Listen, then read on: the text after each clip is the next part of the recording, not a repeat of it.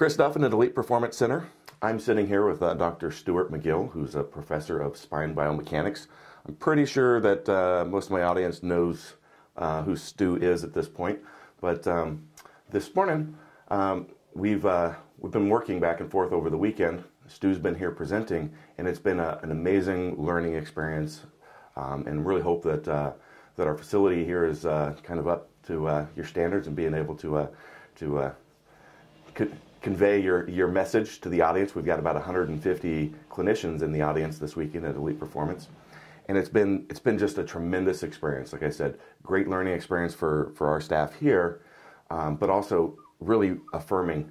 You know, as we're sitting there in the audience, I see a lot of looking back and forth and the smiles and nods from our trainers and coaches, because they're like, this is exactly how we teach. This is the methods and the approach that we've taken for movement and how we train here over the last several years and how we've developed that. And so it's been a great experience. But I had some questions this morning, because I get a lot of I'm sure you have a lot of interaction from people like writing about you or communicating with you online or that sort of thing. And I get all the time people saying, hey, what's the optimal foot position, or what's an exercise or the set of exercises I should be doing for my warm-ups, or this website called Reddit. I worked with Ed Cohn earlier this year, and they just went off going, well, why don't you just tell us exactly what you did for him so that we can do that? And for me, in none of these, there's just no cookie cutter approach. I don't know if I'm doing it wrong, but it doesn't seem that there's, because it's what I did with Ed was very specific.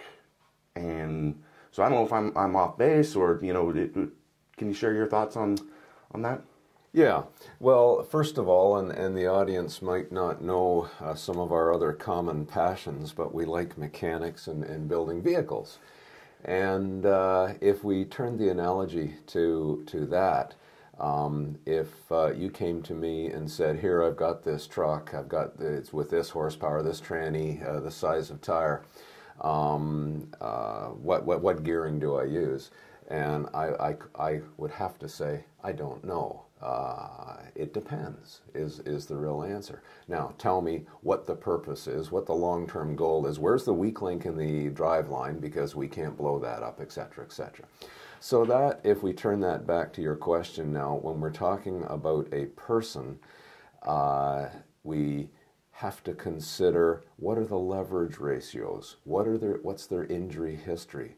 How do they use their feet? Are their feet athletic? Do they have enough grip to transfer that force through the linkage? And it's just never ending. So what we're doing is the process doesn't change, whether we're tuning a high-performance vehicle or we're tuning a high-performance body. All of these factors have to meet one another. One can't overpower another.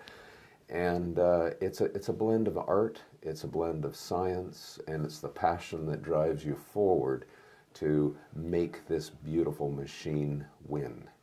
So I don't know if that's the answer, but we can't answer these questions. I, like you, get questions every day. What's the best back exercise? I haven't a clue. I don't know. I know the process of getting to the answer, but I don't know the answer. Exactly, that's how I view it as well. There's a certain level of steps to it.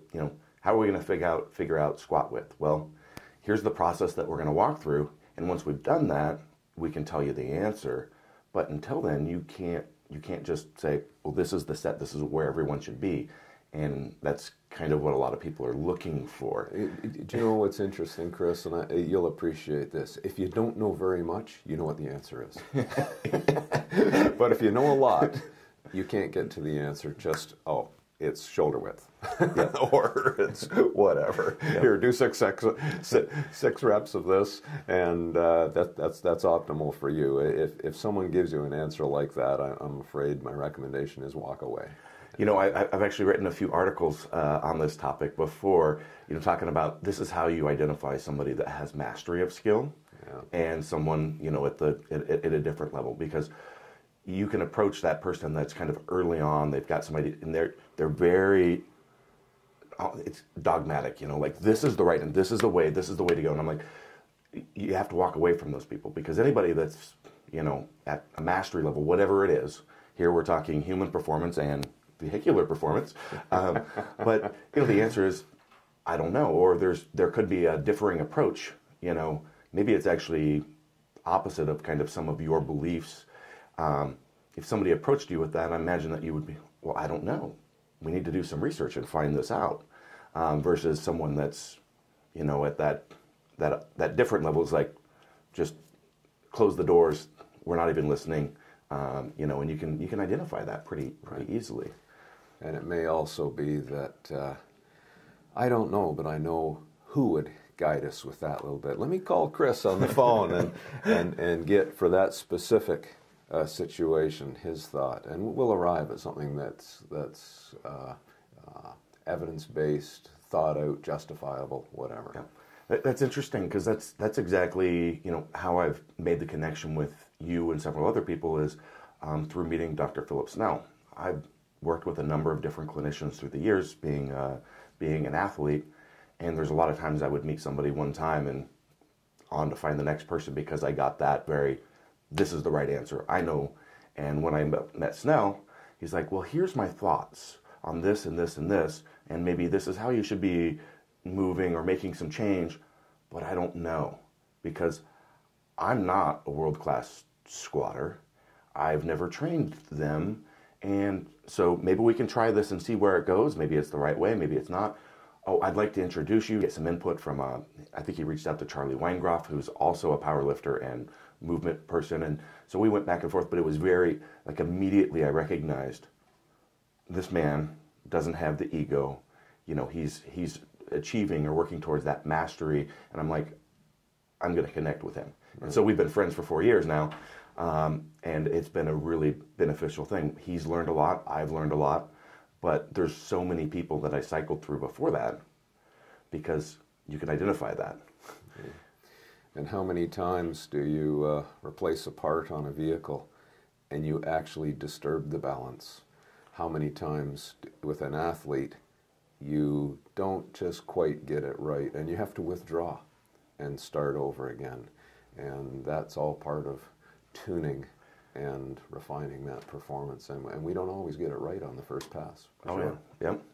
Yeah, it's definitely an iterative process, right? Yeah. And when I take an athlete, sometimes maybe that stance or that technique is not my long-term goal of where I want them to be, right, but it's what they can do right now. Yeah. Because, maybe there's some weaknesses or some, might be some lacking some mobility or whatever it is. So we're going to tune that for this situation right now.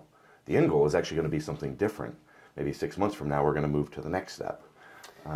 But is they, identify, develop that, that weak area, but then it kind of moves to somewhere else. Maybe it's a software issue, the engram, the representation of that movement and how they're establishing the maximum neural drive out of their cortex to that muscle. Maybe that's the big bugbear. Maybe we have to put a new computer module in that engine, and that fixed it. Yes. So yeah, it's this magical blend between hardware and software that again is complicated, but it's fun. Yes. It's fun when you hit that perfect tune in a person. It's so satisfying.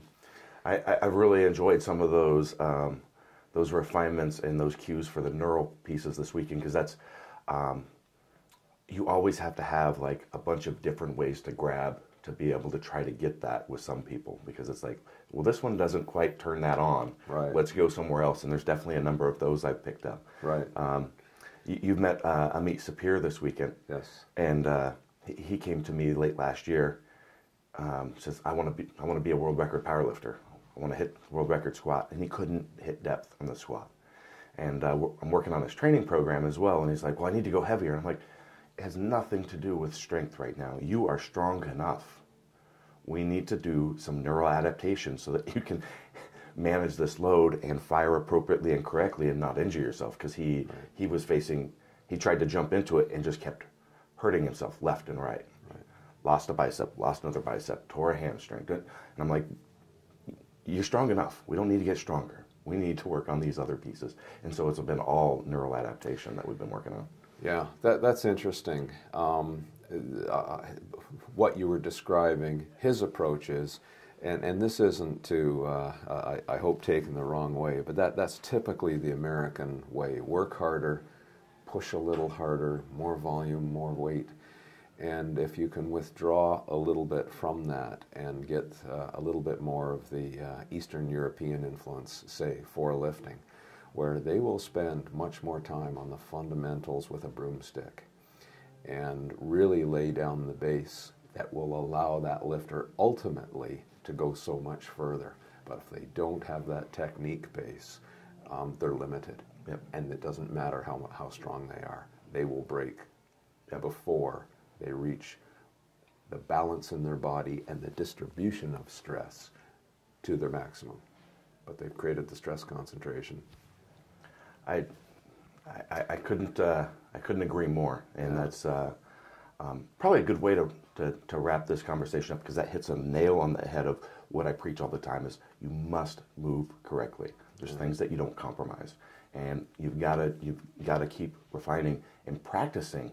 That's what I talk to my lifters about all the time. You can always be better.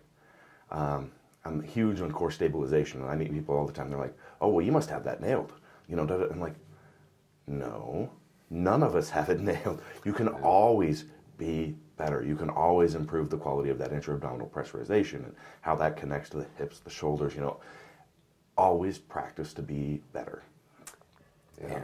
And so that's a big point for me. And I also kind of sum it up in this sport, our sport. I'm 38, but there's so many lifters that are hitting their big lifts between late 30s to mid 40s. And I'm like, this sport, don't worry about this competition that's 3 months from now.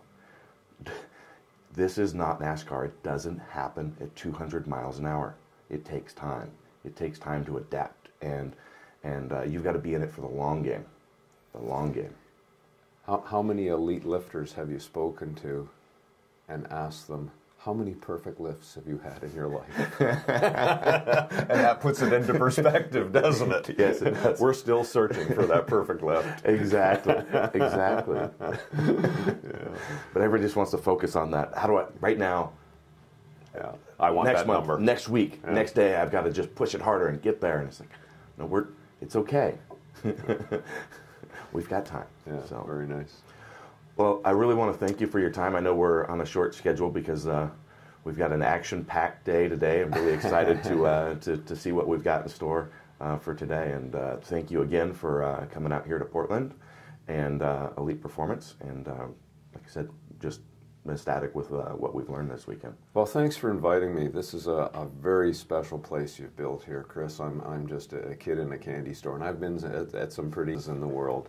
So I love your creativity here. I love the things that you've custom fabricated to address some training challenges. So I'm in great admiration of what you do here.